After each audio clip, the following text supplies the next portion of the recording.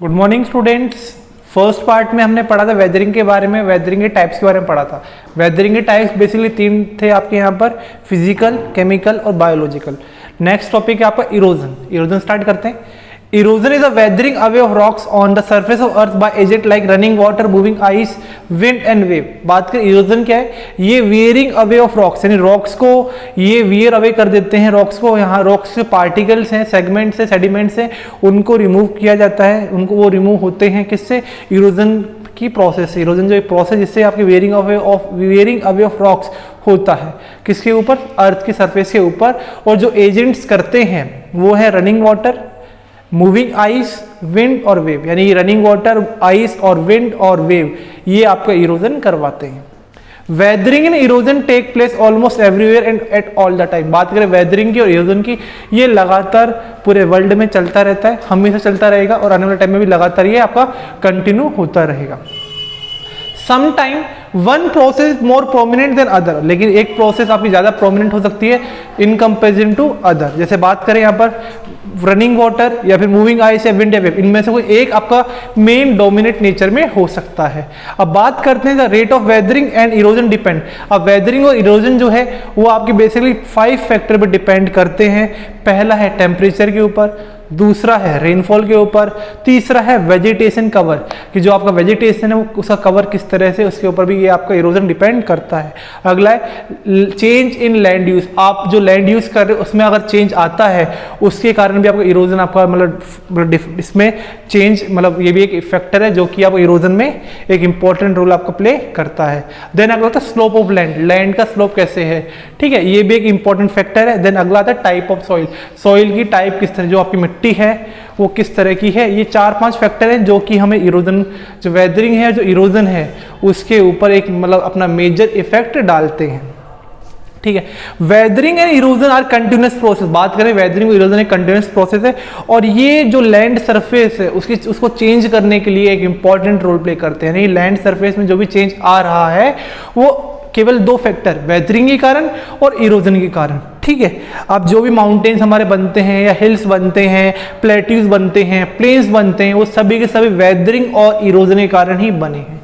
उसके बाद में अगला जो टॉपिक है वो है हमारा major landform.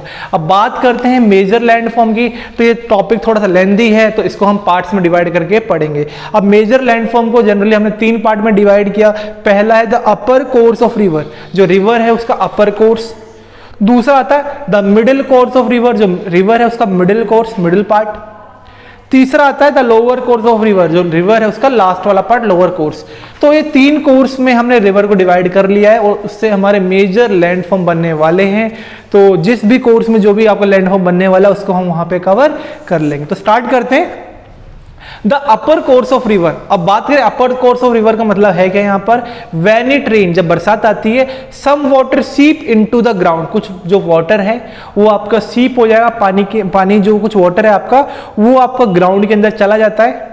Some of it evaporate, कुछ भाप बन के उड़ जाता है। The rest of form small stream, और बाकी जो पानी है वो एक स्ट्रीम बना लेता है, एक झरना बना लेता है।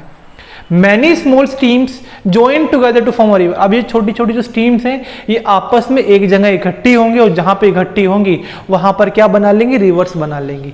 यानी क्या हुआ, जो रेन वाटर है वो सीप होके ग्राउंड में चला गया, ग्राउंड के बाद कुछ जो रेन वाटर है वो आपका इवेपोरेट हो गया, ठीक है। और उसके बाद जो ये आपका जो ये था, जो रेन वाटर जो ग्राउंड के अंदर गया वो सीप होने के बाद एक स्मॉल स्ट्रीम बना लेगा, छोटा झरना बना लेता है या छोटी सी नाली बना लेता है और उसके थ्रू होते हुए एक पर्टिकुलर जगह पर सभी के सभी स्ट्रीम जब इकट्ठे हो जाएंगे तो वहां से क्या बनता है, पर रिवर बनता है। क्या बनता है, रिवर बनता है। The place where the river originate. अब बात करें ऐसी जगह जहां पर रिवर आपकी ओरिजिनेट होती है या जहां पर आपकी रिवर बनती है उसे बोलते हैं सोर्स। क्या बोलते हैं, source. Henceforth the river move down the slope in a valley। बात करें अब रिवर बन गई, अब रिवर वहां से नीचे आते हुए वहां से नीचे फ्लो करेगी वैली की तरफ। तो henceforth the river move down the slope in a valley, या रिवर जो है वैली की तरफ, वैली के अंदर से फ्लो होते हुए नीचे की तरफ आती है। Generally the river fall into a large water body. अब बात करें जो रिवर्स फ्लो करती हैं नदियाँ जो फ्लो करती हैं वो आपकी एक लार्ज वाटर बॉडी, बड़ी सी वाटर बॉडी है जिसमें आके वो आपकी सबमर्ज हो जाती हैं, जिसको हम क्या बोलते हैं, सी बोलते हैं, ठीक है, ओशन या लेक बोलते हैं। तो यानी जो रिवर्स हैं वो लास्ट में आके या समुद्र मिल जाएंगी या आपकी लेक्स में मिल जाएंगी या फिर आपकी ओशियंस में मिल जाती हैं। The place where the river join another body is called mouth. अब ऐसी प्लेस जहां पर दो रिवर आपस में मिलेंगी उसे बोलते हैं माउथ। क्या बोलते हैं? माउथ। यानी रिवर जहां से ओरिजिनेट हुई उसे बोला सोर्स, अब दो रिवर जहां पे आपस में मिलेंगी उसे बोलेंगे mouth. The area drain by river and it's tributary is called river basin. और जिस एरिया से होते हुए रिवर आपकी मतलब रिवर का पानी जा रहा है, रिवर का वाटर फ्लो कर रहा है, उसे बोलते हैं रिवर बेसिन। क्या बोलते हैं? River basin. The area drain by river, ऐसा एरिया जो रिवर आपके ड्रेन कर रही है, उसे ट्रिब्यूटरी ड्रेन कर रही है, उसे बोलते हैं river basin. The running water in river carry out it work in 3। अब बात करें जो रनिंग वाटर है वो 3 तरह से अपना काम करता है। पहला, it Erode the rocks over which it flow. जिस भी चट्टान के ऊपर से पानी बहेगा उस चट्टान को, उस रॉक्स को इरोड करेगा, उसको मतलब थोड़ा सा क्या करेगा, डिग्रेड करेगा, उसको मतलब उसका जो रॉक्स का जो कंटेंट है उस कंटेंट को थोड़ा कम करता रहेगा। दूसरा, it transport the eroded material. और जिस रॉक्स को इसने इरोड किया, जिस रॉक्स को इसने मतलब कम किया, उसके जो पार्टिकल्स हैं उसको अपने साथ पानी में, मतलब पानी तो रिवर में पानी आ ही रहा है, उस पानी के साथ वो पार्टिकल्स आपके फ्लो करते हुए नीचे की तरफ आएंगे।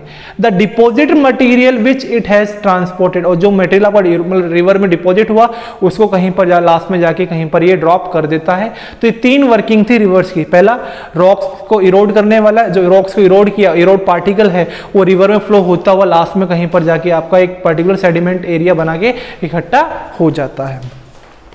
अब बात करते हैं जो रनिंग वाटर, इसको भी हमने 3 पार्ट में डिवाइड किया। पहला है जॉर्ज आई शेप वैली, दूसरा है वी शेप वैली और तीसरा है वाटरफॉल। अब बात करते हैं यहाँ पर हम यहाँ पर रिवर्स को भी हमने 3 वैली में डिवाइड किया। जॉर्ज वैली, आई शेप वैली, दूसरा है हमारा वी शेप वैली और तीसरा है वाटरफॉल। अब आज हम बस इन तीनों के बारे में ही पढ़ने वाले हैं। अब दो रिवर वैली जो थी हमने दो उसको 3 पार्ट में डिवाइड किया, I shape valley, V shape valley और तीसरा है वाटरफॉल। अब बात करते हैं when a river flow through a mountainous region. बात करें जब रिवर है आपका, वो आपका माउंटेनियस रीजन है, माउंटेन्स में से फ्लो कर रहा है, ठीक है। जो माउंटेन्स है आपका माउंटेनियस रीजन से वो आपका रॉक से मिलकर बनने वाला है। और most of the energy of the river is spent in down cutting the action. और जो जितनी भी एनर्जी है रिवर की वो उस रॉक्स को कटने में, डाउन कटिंग करने में लग जाती है। The Indus River and many tributary of Ganga flow through many deep gorges। अब बात करें यहाँ पे जो इंडस रिवर है और जो सी ट्रिब्यूटरी हैं वो आपकी जॉर्जेस के अंदर से फ्लो करती हैं। अब बात करें जॉर्ज या फिर आई शेप वैली की जब बात, जॉर्ज बोल लो या आई शेप वैली की जब बात कर देते हैं यहाँ पर, gorge of magnified size is known as canyon. अब जो जॉर्ज है वो मैग्नीफाइड साइज यानी बड़े साइज का है, उसे बोलते हैं Canyon. For example, grand Canyon from river Colorado in USA के अंदर रिवर है कोलोराडो, उसमें आपको ये ग्रैंड कैन्यन, आपको जो ये बड़ा सा जॉर्ज है मैग्नीफाइड फॉर्म में देखने को मिलने वाला है। दूसरा आता है वी शेप वैली। कौन सी है? We shape valley. अब वी शेप वैली की बात करते हैं, when a river flow through mountainous region made up of relatively soft rocks, यानी ऐसे रीजन से रिवर फ्लो कर रही है जहां की रॉक्स आपकी कैसी है? सॉफ्ट है। रॉक्स कैसी है? सॉफ्ट है। तो वहां पर रिवर की वॉल्यूम लगातार बढ़ जाएगी, उसको क्योंकि डाउन कटिंग नहीं करना पड़ेगा, ठीक है। और उस वैली को बोलते हैं वी शेप वैली। तीसरा आता है वाटरफॉल। अब वाटरफॉल की बात करते हैं। अब waterfall is a steep descent descent of river of rocky ledge. अब वाटरफॉल तो हमें मालूम है, जनरली वाटरफॉल हमने देखा हुआ मतलब हाई माउंटेनियस स्लोप से नीचे की तरफ आता है, यानी झरने जो होते हैं 2 माउंटेन के बीच में से निकल के नीचे की तरफ आपके फॉल होते हैं। अब mountain when the river water flow down almost vertically from a sufficient height। बात करें जब आपके रिवर वाटर है वो एक sufficient height यानी वर्टिकल हाइट से नीचे आ रहा है, किस आ रहा है? वर्टिकल हाइट से नीचे की तरफ गिर रहा है, उसे बोलते हैं वाटरफॉल, या झरना बोला जाता है जनरली। अब बात करें सबसे बड़ा जो वाटरफॉल है आपका वो एंजल फॉल। क्या है? एंजल फॉल, ये सबसे बड़ा वाटरफॉल है, वेंजुला के अंदर है। इसकी हाइट है 979 मीटर है, 979 मीटर से ऊपर से नीचे की तरफ गिरता है। उसके बाद में the river Sharavathi in Karnataka at 253 metre. और बात करें इंडिया में सबसे बड़ा वाटरफॉल कहां पर है, रिवर सारावती के ऊपर है, 253 किलोमीटर कर्नाटका में आपको देखने को मिलने वाला है। Due to great force of falling water, waterfall are often use for generating hydro electricity. अब बात करें वाटरफॉल का यूज क्या है, वाटरफॉल की मदद से हम इलेक्ट्रिसिटी जनरेट करते हैं। तो आज हमने क्या पढ़ा, वैली को हमने I shape valley, V shape valley और वाटरफॉल 3 पार्ट में डिवाइड किया, रिवर की फॉर्म में थी। ठीक है, बाकी का जो टॉपिक है the middle course of river, इसको हम नेक्स्ट वीडियो में कवर करेंगे।